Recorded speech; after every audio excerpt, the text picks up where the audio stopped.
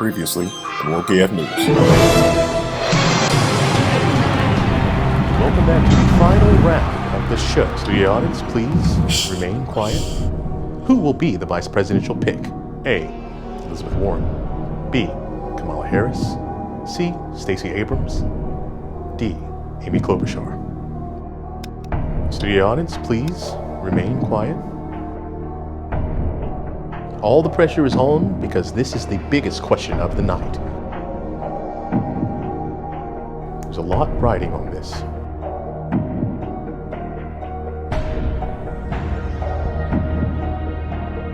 You just committed here tonight that your running mate, if you get the nomination, will be a woman? Yes. All women, highly qualified. But which one will he pick? Mr. Vice President, the nation awaits your final answer. We know what's been happening in the country. Question is, who? Final answer.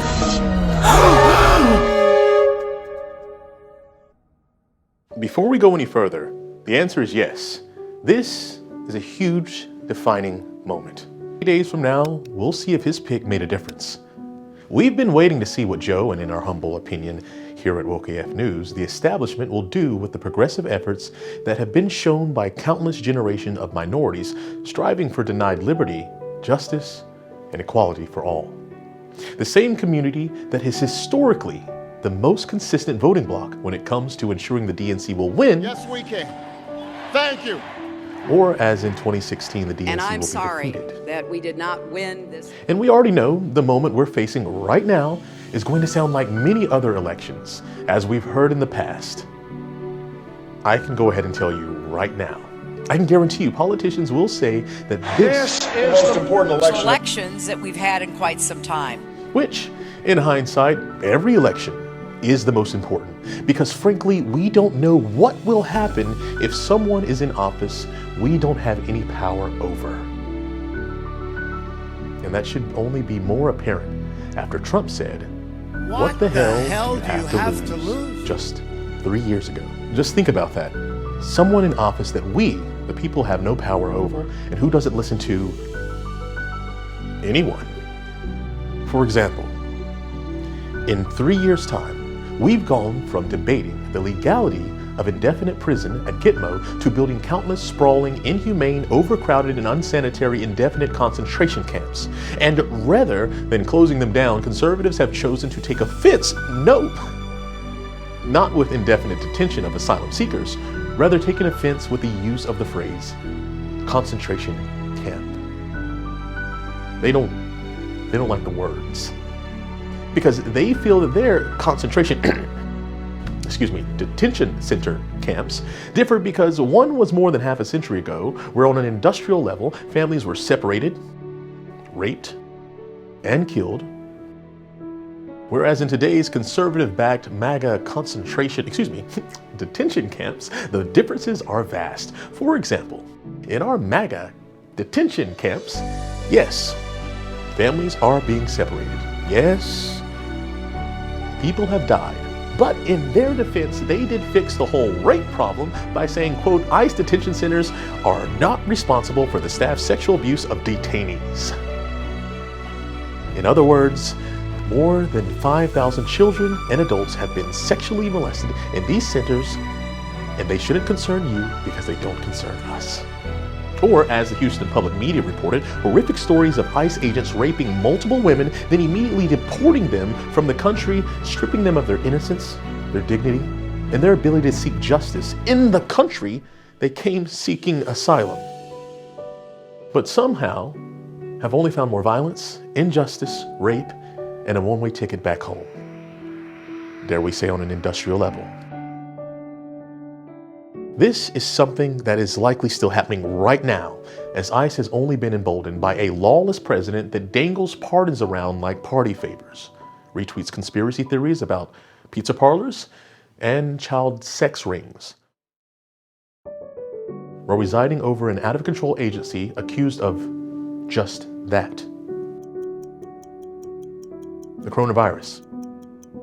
A pandemic that originally started in China has now traversed the world, and we, the United States of America, who have always touted our exceptional medical facilities. Facilities that conservatives love saying people fly from all over the world to the United States of America for big medical procedures because socialized medicine, it's inferior. It does more harm than it does good. It doesn't work. And in this year of 2020, our exceptional profit-driven medical facilities have sadly shown the world we have handled this virus far worse than any socialized country.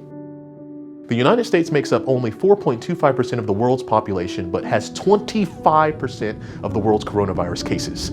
I repeat, 4.25% of the world's population with 25% of the world's cases. That means more than 5 million of us are infected and still spreading it as we speak, which breaks down to someone dying every 80 seconds. That's 1,000 people every day that die. Or 7 jumbo jets falling out of the sky daily.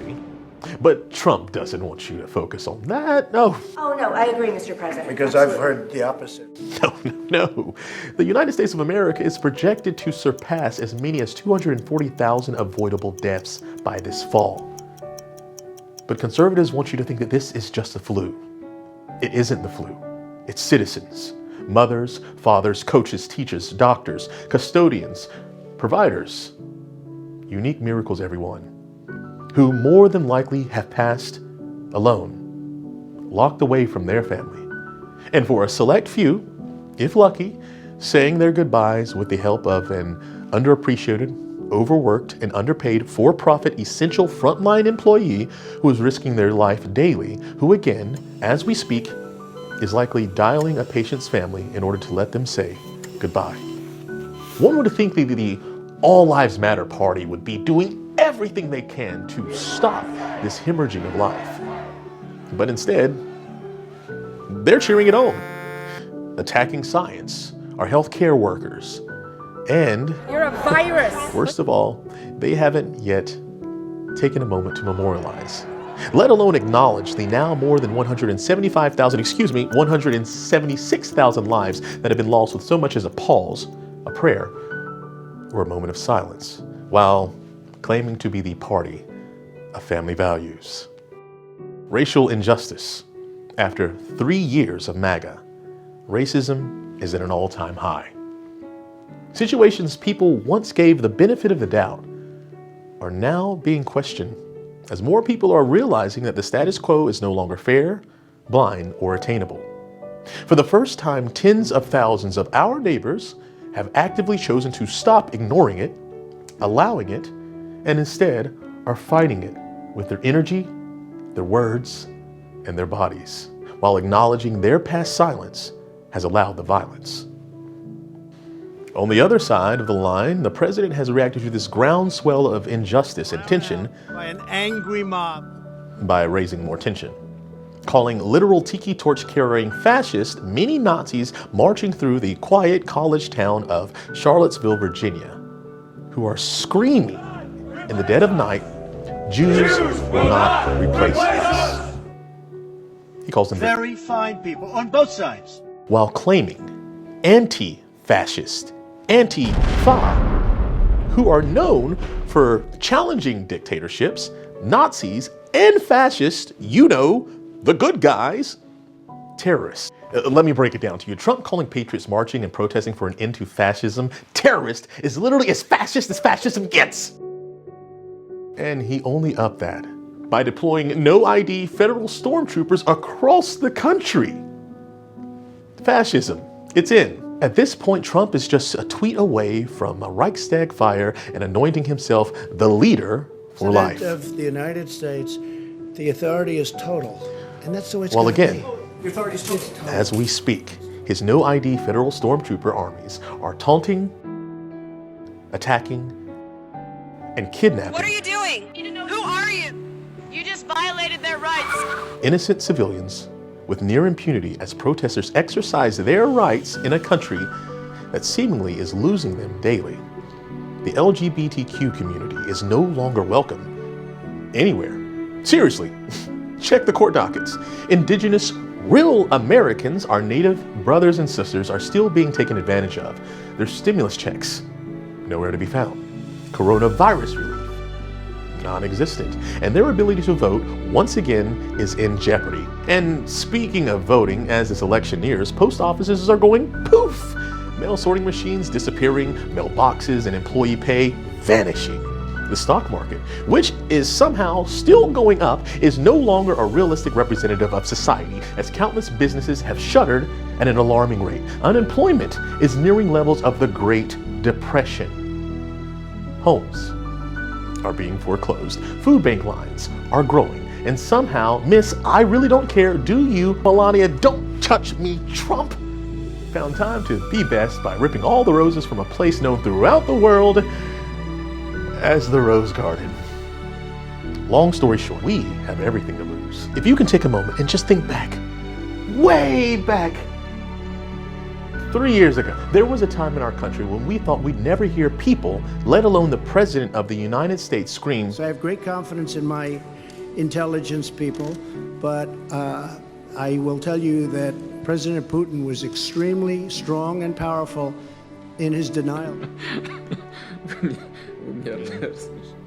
I believe Russia, our allies, are weak.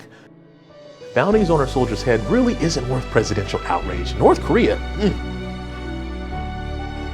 that's commendable. Africans come from countries. A migrant caravan is actually ISIS. Our moral compasses are SOBs. Science is bull. Proven facts are now. You are fake news. Sir, global warming is it's a hoax. Can we use our nukes on other countries? Oh, okay. If we can't use nukes on other countries, how about hurricanes? And speaking of the military, I think our war criminals deserve pardons, and exceptionally smart, decorated aircraft carrier Navy captains should be fired when they show concern that their sailors are dying from a virus we here in the fort once known as the White House thinks is a hoax. Speaking of viruses, Going to sort of just disappear, I hope. They always magically just disappear around summertime, but maybe injecting bleach would be an interesting option to try and kill it. And here's a doctor I'd like to endorse that believes in demon sperm, giants, lizard people, and unproven medical cocktails. They think I'm dangerous because I'm speaking truth. And you know who deserves the highest civilian award as much as Walt Disney, Sidney Poitier, Elie Wiesel, Stephen Hawking, and Maya Angelou? Rush Limbaugh. This has all been normalized over the past 3 years. The Onion just now reports what is said because they can't make this up.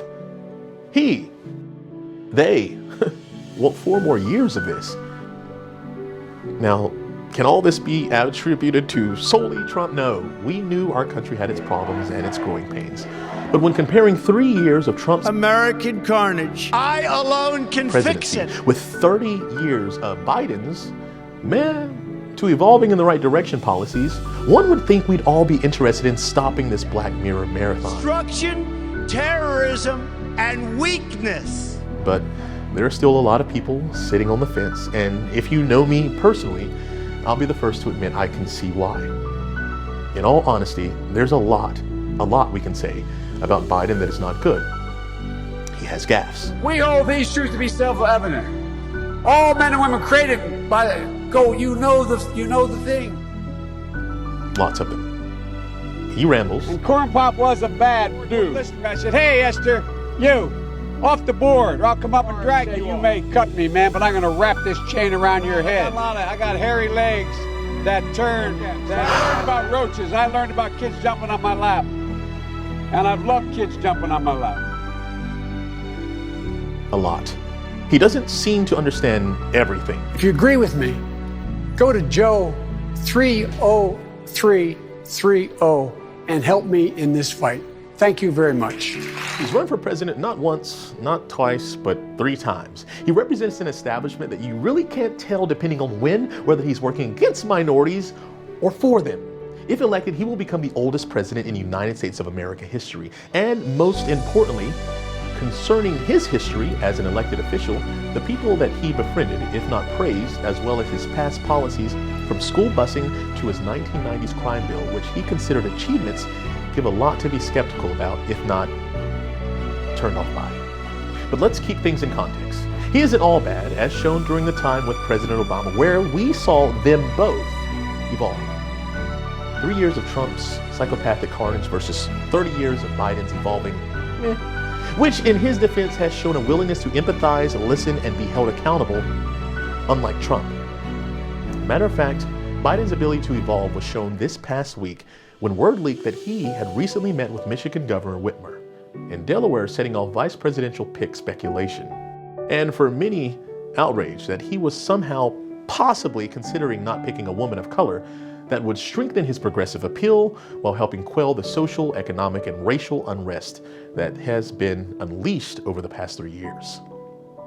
This evolution of sorts may have been happening one of two ways, by his own intuition or by our expectations. Regardless of which, we minorities have made it a point to voice our expectations, which played out through the Washington Post when more than 100 prominent black men released a strongly worded open letter Monday, warning Biden that not picking a black woman would cost him this election. Quote, "For too long, black women have been asked to do everything, from rally the troops to risk their lives for the Democratic Party, with no acknowledgement, no respect, no visibility, and certainly not enough support. Failing to select a black woman in 2020 means you will lose this election. We don't want to choose between the lesser of two evils, and we don't want to vote the devil we know versus the devil we don't, because we are tired of voting for devils, period." That letter didn't mince words and was provided by prominent male signatories of African descent such as CNN's Van Jones, Bishop Willem J. Barber, Sean Combs, Charlemagne the God, and civil rights attorney Benjamin Crump, among others. But that wasn't all, as an additional 700 women wrote another open letter titled Concerned Black Women Leaders, saying, quote, "There is a feeling of urgency in history, and black women are tired of being considered the help. In politics, we have carried so many on our backs across the finish line, and in this moment in our history, we believe that it is time for a black woman. We are not your Aunt Jemimas. The use of the racist myth of a happy black servant portrayed as a happy domestic worker loyal to her white employer is not lost on us. While some of the relentless attacks on black women and our leadership abilities have been more suggestive than others, make no mistake, we are qualified and ambitious without remorse. Let's be clear about the kind of remorse and reckoning that matters in 2020, when the black community is still suffering the consequences for these oppressive measures. So black women are the only ones required to stay in their place and to show remorse for even questioning their own oppression? That being said, Biden has pledged to pick a black woman as his first Supreme Court nominee, if elected. Yet advocates of a black vice presidential selection say that the Supreme Court promise alone may not be enough to motivate a crucial segment of voters to the polls. In our world, but more importantly our nation, people have done detrimental things out of both ignorance and arrogance. The Biden of the past very well may have dabbled in both, like the Trump of today. But there's a difference. Unlike the Trump of today, Biden is also showing a willingness to empathize, to listen, and whether through pressure from us or self-reflection evolve. And that accountability is something we have been in need of for far too long. Thus, this is not the time to say it doesn't matter. It's the lesser of two evils. Things don't change. And all that other bull, defeatist, nihilist stuff that you hear around this time of year. Rather, this is the time to acknowledge one candidate doesn't give a damn if you worked for him. I don't know them. I don't know about them. I don't know what they do. If you fought for him. Well, I don't know him. I don't know Partisan. Who? I don't know those gentlemen. I didn't speak to Matt Whitaker about it. I don't know Matt Whitaker. Don't know where he comes from. Know nothing about him. I can only tell you this thing is a big hoax. It's a big hoax. Or even if you died under his watch. Tell you what, how? 1,000 Americans are dying a day. They are dying. That's true. And it is what it is. And the other is showing signs of a willingness to evolve and be held accountable by his base, which is exactly what civil rights icon Angela Davis voiced in a recent interview detailing why she and others should vote for Biden, saying, "To sit out or vote for Trump is a vote against yourself." Thus, in closing, what do you think is most relevant to you? Do you think that 3 years of Trump's carnage are worth gambling on again instead of 30 years of Biden's meh? Do you think that he could pick any vice presidential pick that would change your mind? And if you do, which one? And is he going in the right direction? Let's keep up the discussion, let's keep up the pressure and the momentum moving forward, because as the women said earlier, we are not merely here to help. It's our time. But in order to capitalize, we all have to be on the field using our energy, words, and bodies, when needed, en masse. I hope to see you out there. And thanks for watching, And now, back to your regularly scheduled programming, which either will show Biden made the right decision or the wrong one. Regardless, let us know how you feel. Well, that does it for this episode, folks. Make sure you check back for new content, as there will always be something new to talk about. And if you like, subscribe. Subscribe. Subscribe. Regardless, I'm going to keep doing these. Good luck. God bless. Take care of one another, and peace.